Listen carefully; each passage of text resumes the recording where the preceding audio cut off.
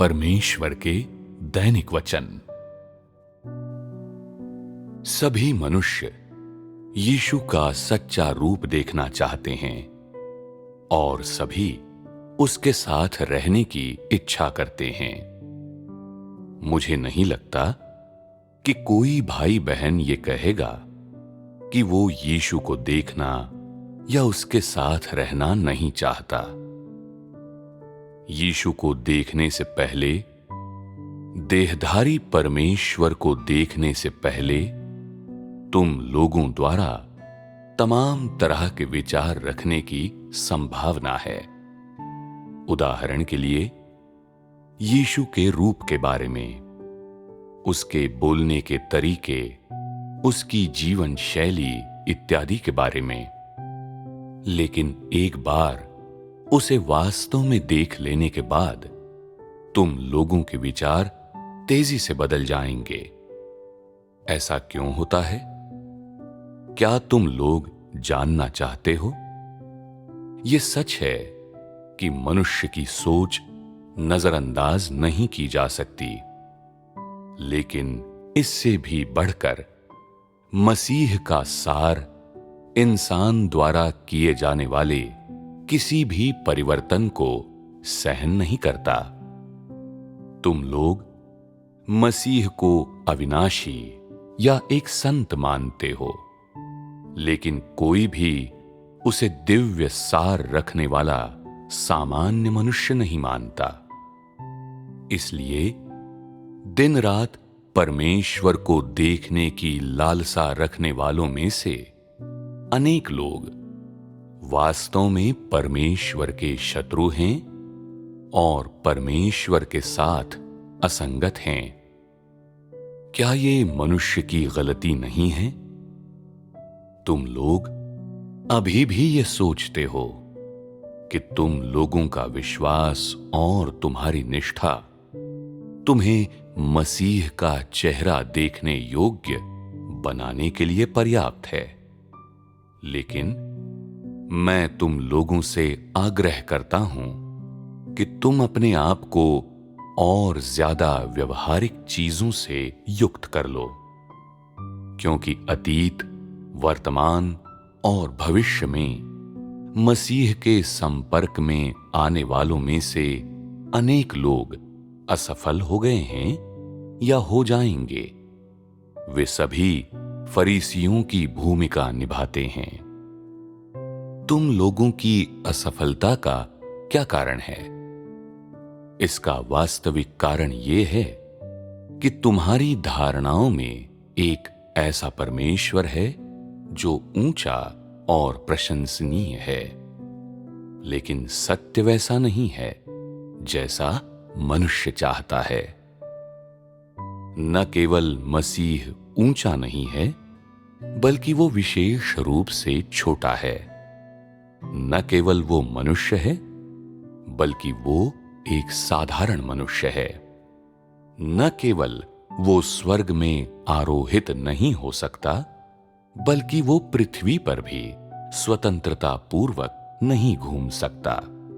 इसीलिए लोग उसके साथ सामान्य मनुष्य जैसा व्यवहार करते हैं। जब वे उसके साथ होते हैं तो उससे बेतकल्लुफी भरा व्यवहार करते हैं, उससे लापरवाही से बात करते हैं और इस पूरे समय सच्चे मसीह के आने का इंतजार भी करते रहते हैं। तुम लोग पहले ही आ चुके मसीह को एक साधारण मनुष्य समझते हो और उसके वचनों को साधारण मनुष्य के शब्द मानते हो।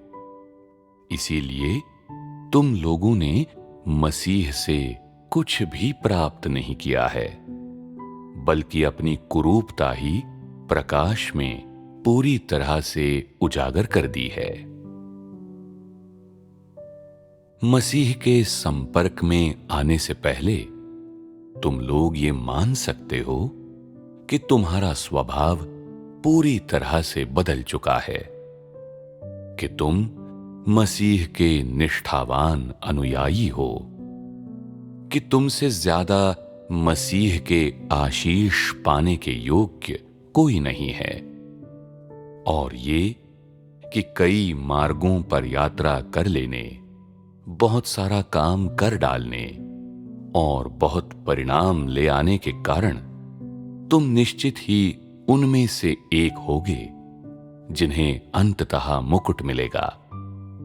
लेकिन एक सत्य शायद तुम नहीं जानते, जब मनुष्य मसीह को देखता है तो उसका भ्रष्ट स्वभाव और उसका विद्रोह और प्रतिरोध उजागर हो जाता है।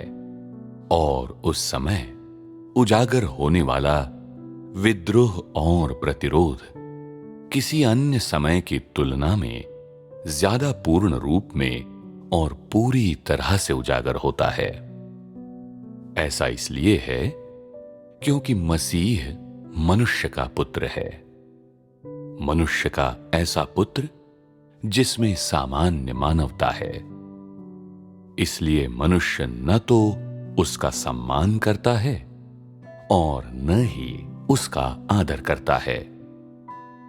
चूंकि परमेश्वर देह में रहता है, इसलिए मनुष्य का विद्रोह इतनी अच्छी तरह और इतने विशद विवरण के साथ प्रकाश में आ जाता है।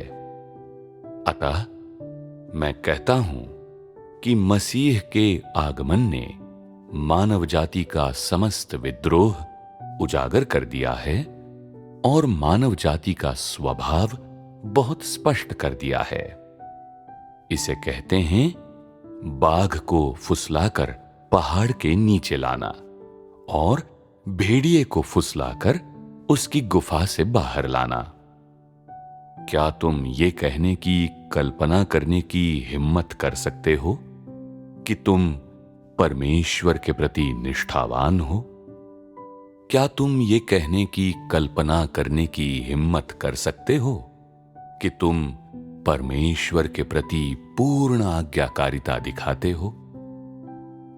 क्या तुम ये कहने की कल्पना करने की हिम्मत कर सकते हो कि तुम विद्रोही नहीं हो? कुछ लोग कहेंगे, जब भी परमेश्वर मुझे एक नए परिवेश में रखता है, मैं बिना किसी बड़बड़ाहट के निरपवाद रूप से समर्पित हो जाता हूं। और इतना ही नहीं, मैं परमेश्वर के बारे में कोई धारणा नहीं बनाता। कुछ लोग कहेंगे, परमेश्वर मुझे जो भी काम देता है, मैं उसे अपनी पूरी योग्यता के साथ करता हूं और कभी लापरवाही नहीं करता। इस स्थिति में मैं तुम लोगों से ये पूछता हूं, क्या तुम लोग मसीह के साथ रहते हुए उसके साथ संगत हो सकते हो? और तुम कब तक उसके साथ संगत रहोगे? 1 दिन, 2 दिन, 1 घंटा, 2 घंटे? तुम लोगों की आस्था प्रशंसनीय हो सकती है, लेकिन तुम लोगों में दृढ़ता कुछ खास नहीं है। जब तुम सच में मसीह के साथ रहते हो, तो तुम्हारे शब्दों और कार्यों से तुम्हारा दंभ और अहंकार थोड़ा थोड़ा करके प्रकट होने लगेगा। और इसी प्रकार तुम्हारी अत्यधिक इच्छाएं, अवज्ञाकारी मानसिकता और असंतोष स्वाभाविक रूप से उजागर हो जाएंगे। अंततः तुम्हारा अहंकार और भी बड़ा हो जाएगा, जब तक कि तुम मसीह से उतने ही विपरीत नहीं हो जाते जितना पानी आग से होता है। और तब तुम्हारी प्रकृति पूरी तरह से उजागर हो जाएगी। उस समय तुम्हारी धारणाएं छिपी नहीं रह सकेंगी। तुम्हारी शिकायतें भी स्वाभाविक रूप से बाहर आ जाएंगी और तुम्हारी नीच मानवता पूरी तरह से उजागर हो जाएगी।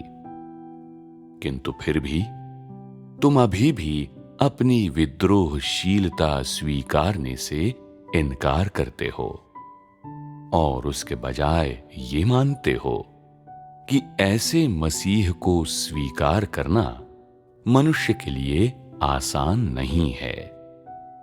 वो मनुष्य के प्रति बहुत कठोर है, और अगर वो कोई अधिक दयालु मसीह होता तो तुम पूरी तरह से समर्पित हो जाते।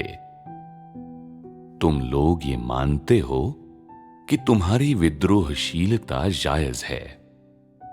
तुम उसके विरुद्ध विद्रोह तभी करते हो जब वो तुम लोगों को हद से ज्यादा मजबूर कर देता है।